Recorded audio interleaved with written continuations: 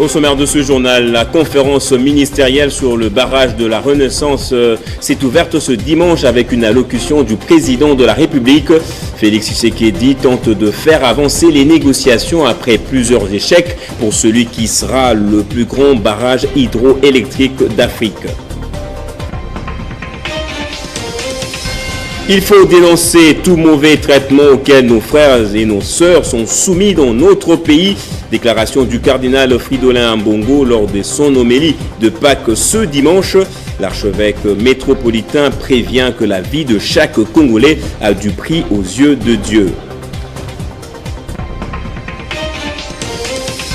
Et alors que l'on compte plusieurs déplacés de Bounyakiri dans le sud Kivu, suite à des affrontements entre rebelles, une crise s'est installée à l'Assemblée provinciale où un bureau d'âge devait être installé ce mardi, d'après un communiqué signé par le directeur de l'administration. Bienvenue à vous tous et merci d'être avec nous sur Télé 50. À la une de l'actualité, le président de la République a ouvert ce dimanche la conférence ministérielle sur le barrage de la Renaissance au fleuve Congo-Hôtel de Kinshasa. Une nouvelle opportunité des négociations tripartites entre l'Égypte, l'Éthiopie ainsi que le Soudan. Dans son discours inaugural, Félix Tshisekedi a appelé les trois pays concernés à placer la dimension humaine au centre des négociations. Actuellement président en exercice de l'Union africaine, Félix Tshisekedi compte faire avancer les arrangements qui se trouvent au point mort.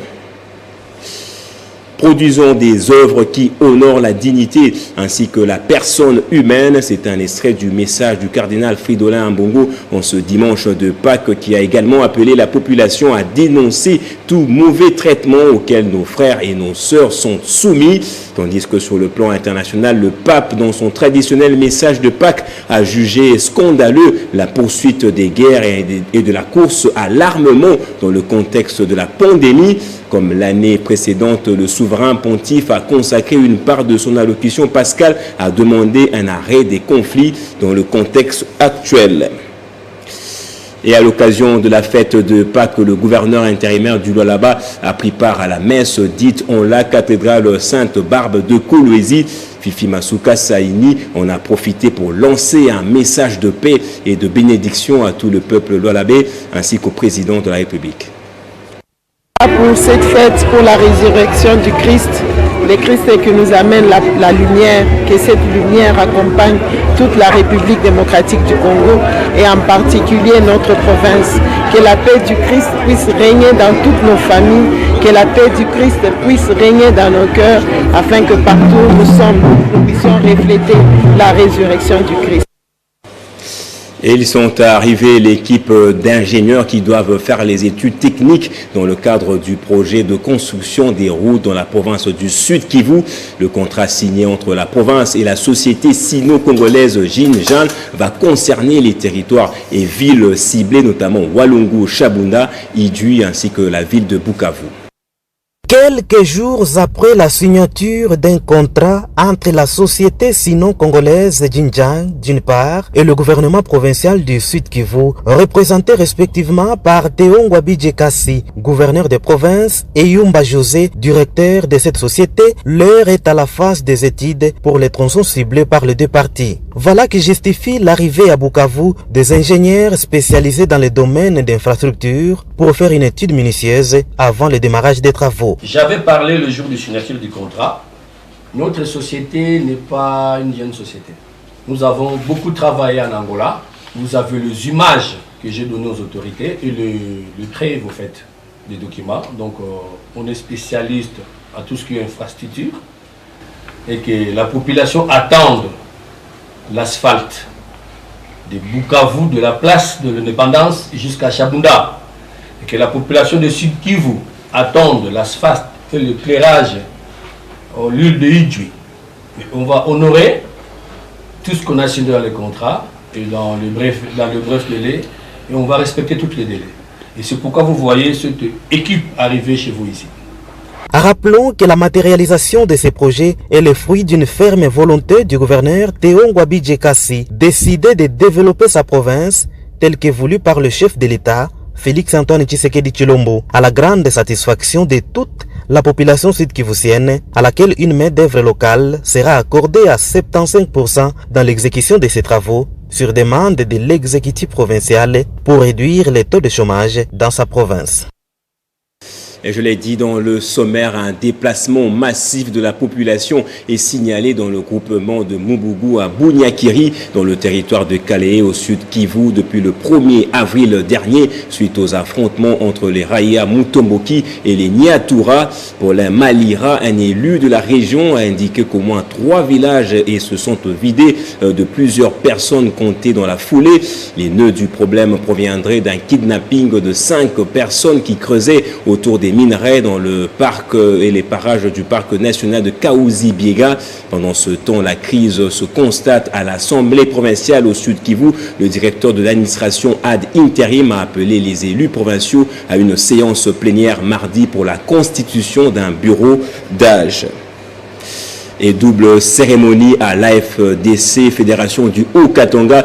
Il s'agit de l'installation du comité communal de la Rouachi, couplé de l'adhésion massive des nouveaux militants et de l'inauguration du nouveau siège de cette commune populaire de Lubumbashi. Cérémonie présidée par la présidente fédérale Tekla Pondi Muyumba, qui est résolument engagée à faire de ce parti cher à Bahati Lukwebo la première force politique de la province qu'il préfère. L'Alliance des forces démocratiques du Congo ne cesse de ratisser large dans la province du Haut-Katanga. Sous l'égide de la présidente fédérale Tekla Pondi Muyumba, le parti du professeur Modeste Bahati Lukwebo poursuit avec les adhésions massives.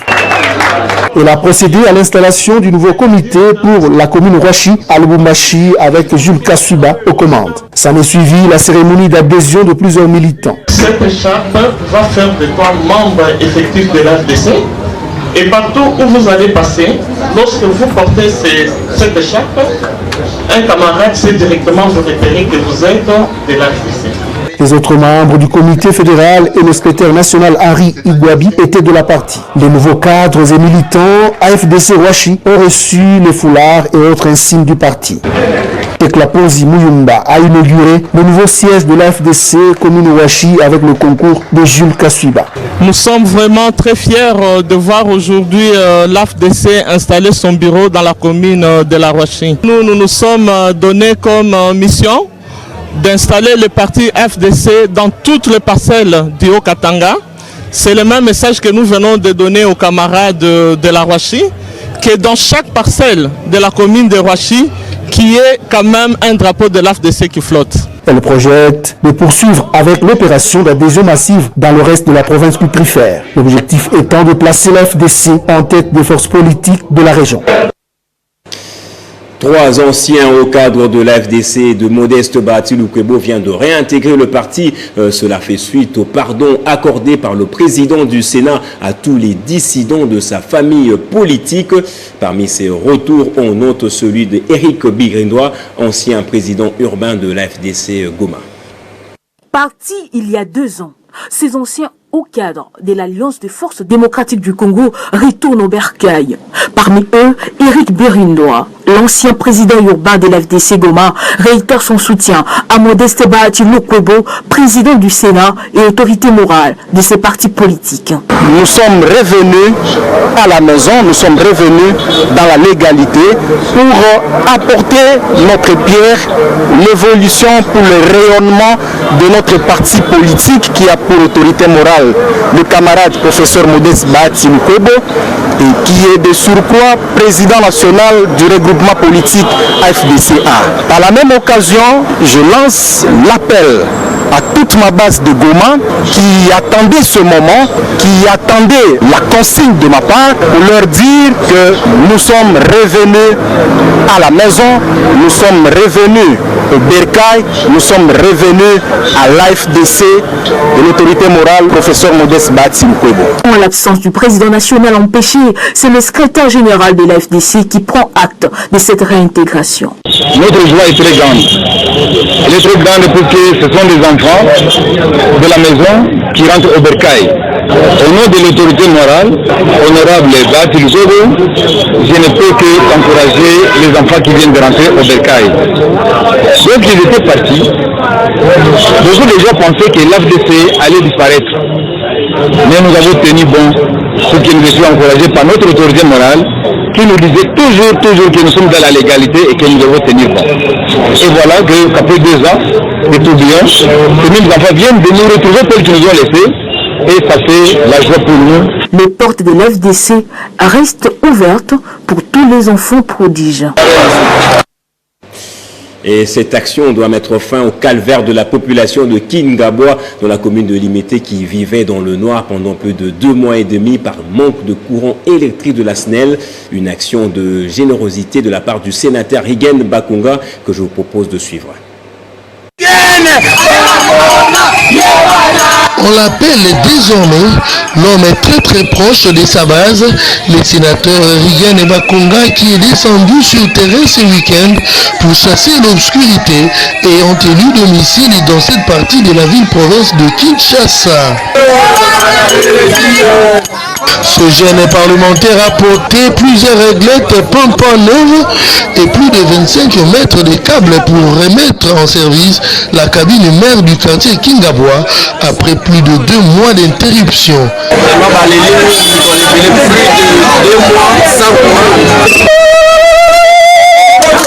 Locataire de la chambre haute du Parlement congolais a visité les différents coins de ces quartiers qui connaissent beaucoup de problèmes d'inondation pendant la saison de pluie. Un bon fils du quartier, Rigen Bakunga s'est imprégné des difficultés que rencontre la population tout en promettant des solutions durables dans un délai très bref avant d'aller consoler les parents d'un jeune écolier assassiné tout récemment par un policier dans cette municipalité. Impression de joie parce que voir un sénateur se déplacer pour visiter la population, son peuple qui est meurtri, surtout pour ces cas de deuil, c'est vraiment un soulagement. Cependant, les habitants de Kingabwa invitent l'homme du peuple à étendre les champs d'action jusqu'à la construction d'un grand collecteur pour drainer les eaux de la pluie. Soucié des conditions de vie de la population, l'élu des élus a pris des engagements fermes quant à ceux. Et justement, au mouvement chrétien pour la solidarité et la démocratie, l'installation officielle des comités de base de la commune de Limete à Kinshasa a été présidée par le président national du parti, le sénateur Roger Mwaka. À l'occasion, les nouveaux cadres de Limete ont reçu les symboles du pouvoir. Pas un seul quartier de Kinshasa sans les drapeaux du mouvement chrétien pour la solidarité et la démocratie. Tel est l'objectif majeur qui s'est assigné la commission spéciale d'implantation du parti politique cher au sénateur Mwaka dans la ville, province de Kinshasa. Et le parti politique a comme premier objectif, c'est la conquête du pouvoir. Nous sommes en train d'organiser la population autour de notre structure, préparer les hommes et les femmes à l'idéologie du parti et en même temps l'implanter significativement dans toutes les communes. Ici à Limete, nous sommes à Kingabwa, nous sommes à Mombele, nous sommes à Funa, donc c'est tout le Limete qui est pris d'assaut. C'est de cette façon que nous voulons demain conquérir, n'est-ce pas, le pouvoir. Le sénateur Roger Mwaka rappelle l'idéologie de son parti. Je pense que vous avez suivi comme moi l'enthousiasme, mais aussi on sent la compréhension que les uns et les autres ont actuellement du parti. Ils saisissent le message principal que nous donnons, c'est le changement de mentalité, c'est le changement, n'est-ce pas, d'une nouvelle classe politique, avec une nouvelle vision, avec une mentalité renouvelée, en insistant sur les valeurs chrétiennes qui sont en premier plan l'amour du prochain, l'honnêteté, l'intégrité, la bonne gouvernance. Avant cette installation officielle, 135 membres des comités des bases de Limete ont suivi une formation de haut niveau qui avait pour objectif de renforcer les connaissances de ces nouveaux cadres sur la vision et le travail du MCCD. Avant de se rendre à Nkamba, nouvelle Jérusalem, justement pour la célébration du centenaire de l'église kimbanguiste, le sénateur Denis Kambaï a eu un tête-à-tête avec le chef spirituel de l'église Simon Kimbangu Kiangani, ici à Kinshasa. La rencontre entre ces deux personnalités a tourné autour de plusieurs questions. avant sa descente à Kamba, Nouvelle-Jérusalem, pour la participation aux festivités des centenaires de l'église kimbanguiste. Le sénateur Denis Kambayi a été reçu en audience ce dimanche au centre de kimbanguiste de Sayo par le représentant légal de l'église, Simon Kimbangu Kiangani. Plusieurs minutes d'échange sur les questions d'actualité, Simon Kimbangu Kiangani et les sénateurs Denis Kambayi se sont retirés pour la prière. Juste après, le président de la SIDAJICA, le sénateur Denis Kambayi, s'est livré à la presse pour expliquer ce moment. Comme je savais que le papa devait se déplacer aujourd'hui pour entrer en Kamba par rapport aux festivités de notre centenaire, je devais venir lui dire au revoir et m'apprêter pour être en Kamba à la cérémonie de notre centenaire. Voilà un peu. Tout le monde le sait que papa nous a beaucoup accompagnés pour la paix retrouvée au Kasaï central, mais aussi par rapport à mon mandat à la tête du ministère des Sports. Je ne peux jamais oublier ça. Aujourd'hui sénateur, le centenaire kimbanguiste, c'est un message. C'est un message pour ceux qui n'ont pas encore compris. Ceux qui continuent à faire le mimétisme, c'est-à-dire copier ce que l'homme blanc dit, ainsi dit l'Éternel, Amen. Non, nous, des hommes de conviction, nous savons que cette Afrique fera beaucoup de choses. Ainsi, l'invité du père spirituel s'envoie pour la poursuite de son agenda. Elle va prendre à présent la conférence organisée à l'occasion de la clôture du mois de mars par l'Open Society Initiative pour Southern African dans la salle polyvalente du Musée national. Cette conférence qui a réuni les femmes avait pour but de clarifier le travail de terrain de ses partenaires dans l'encadrement et dans la défense des droits des femmes. Il était question au cours de cette rencontre avec la presse de faire le point sur l'action sur le terrain de 9 organisations œuvrant dans le secteur des droits de la femme à travers le pays, dont les projets sont bénéficiaires du financement de l'OCISA depuis 2017. Il y a des partenaires de l'OCISA qui se sont concentrés à sensibiliser, à apporter des kits de prévention, à apporter parfois des kits alimentaires pour aider les plus vulnérables, mais aussi parfois à apporter une assistance légale lorsque cela était nécessaire. Il y a enfin une question essentielle, c'est celle de la reconstruction économique.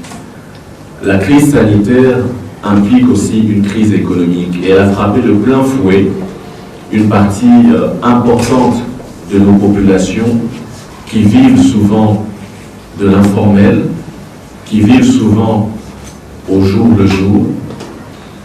Donc il fallait aussi développer certains dispositifs, certains projets, certains fonds destinés à aider ces catégories à trouver une base financière, un matelas financier qui les aiderait à relancer un tant soit peu leurs activités. Ayant remarqué que la majorité des femmes éprouvent des difficultés pour accéder aux organes de décision des organisations de la société civile et des partis politiques, voire le manque de leadership et de bonne gestion quand il s'agit de gérer leur propre business, les 9 chefs de projet ont répondu aux questions de la presse pour clarifier leur travail de l'encadrement des femmes dans différents domaines. En tant que programme, nous agissons dans 4 secteurs: la santé, l'éducation, la justice économique et le droit des femmes. Selon les dirigeants de OCISA, ces projets ont pour objectif de renforcer les capacités des femmes pour leur émancipation et autonomisation. Et on termine avec cette formation donnée par l'ONG SOS sur l'entrepreneuriat et l'autonomisation plutôt de la jeunesse. Ils étaient plus de 200 à bénéficier de la formation en sécurité professionnelle et en comptabilité hier samedi à Lingua. Il y a plusieurs formations. Il y a des formations côté sécurité dans notre société SOS Security. Nous avons aussi d'autres formations administratives dans la comptabilité. Nous pouvons former les comptables. Nous pouvons former les cadres des entreprises qui ne connaissent pas comment se déroule la banque. Nous avons plusieurs formations. Il n'y a pas que ça, les comptages et la caisse. Nous voulons aider nos frères congolais à savoir comment chercher du travail.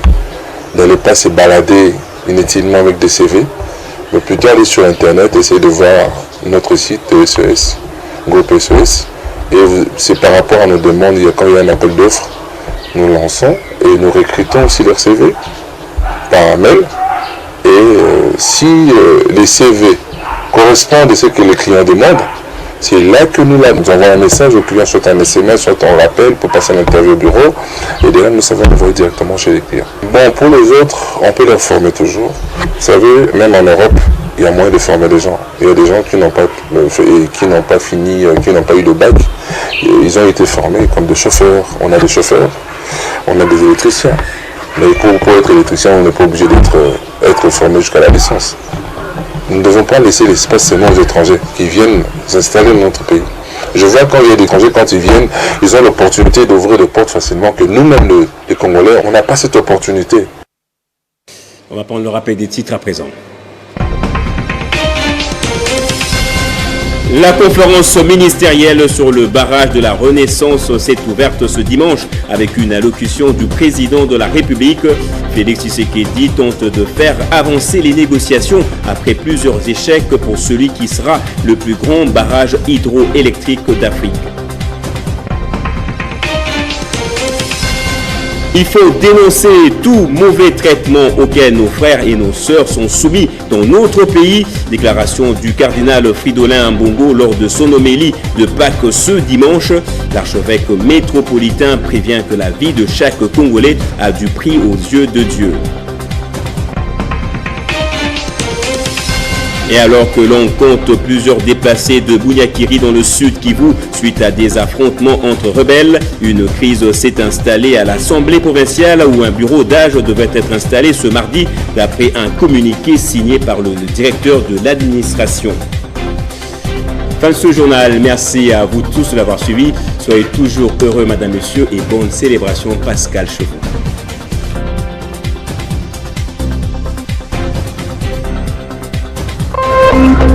Téléchargez les infos Télé 50 sur www.télé50.cd.